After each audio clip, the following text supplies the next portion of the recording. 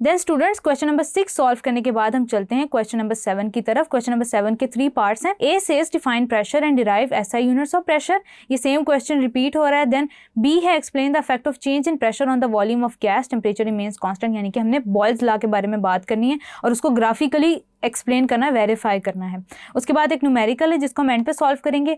ए में स्टूडेंट्स वही हो गया कि आपने डिफाइन करना है उसको, आपने एक्सप्रेशन लिखना है P is equal to F by a का, कि फोर्स पर यूनिट एरिया है, ऐसा यूनिट आपने बताने हैं सारे, और जितने भी यूनिट्स हमने पहले स्टूडेंट्स डिस्कस किए हैं वो सारे 1 बाय 1 मेंशन करेंगे। उसके बाद स्टूडेंट्स पार्ट बी सॉल्व करते हैं जिसमें बॉयल्स लॉ के बारे में पूछा हुआ है।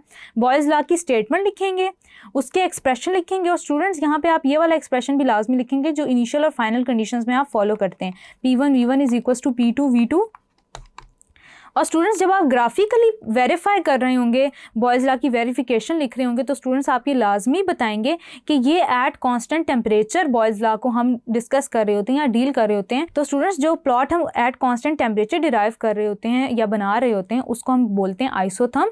आइसोथर्म में आपने प्रेशर और वॉल्यूम के डायरेक्ट रिलेशन और इन्वर्स रिलेशन दोनों के जो प्लॉट हैं वो आपने लिखने हैं, और आपने बताना है कि टेम्परेचर अगर हम इंक्रीज कर रहे हैं मुख्तलिफ कंडीशंस के अंदर तो कैसे आपका हाइपरबोला दोनों एक्सिस से दूर मूव कर रहा है।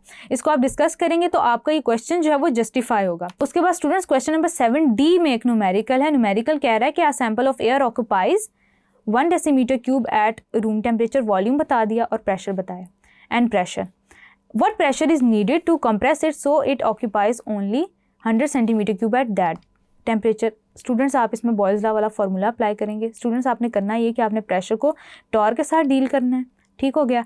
उसके बाद स्टूडेंट्स आपने क्या करना है कि वॉल्यूम आपके पास गिवन है, आपने डेसीमीटर क्यूब को सेंटीमीटर क्यूब में कन्वर्ट कर देना है, क्योंकि एक वॉल्यूम आपको सेंटीमीटर क्यूब में गिवन है, तो ये आपकी मर्जी है कि आप उसको डेसीमीटर क्यूब में डील करें या सेंटीमीटर क्यूब में डील करें। आपने क्या किया, उसको डेसीमीटर क्यूब से सेंटीमीटर क्यूब में कन्वर्ट किया, फॉर्मूला अप्लाई किया, वैल्यूज़ लिखी। अब आपने P2 निकालना है, 760 multiply by 1000 divided by 100।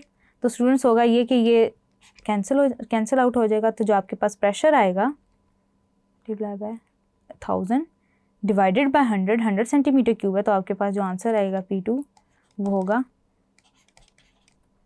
760 100 Tor या मिलीमीटर मरकरी।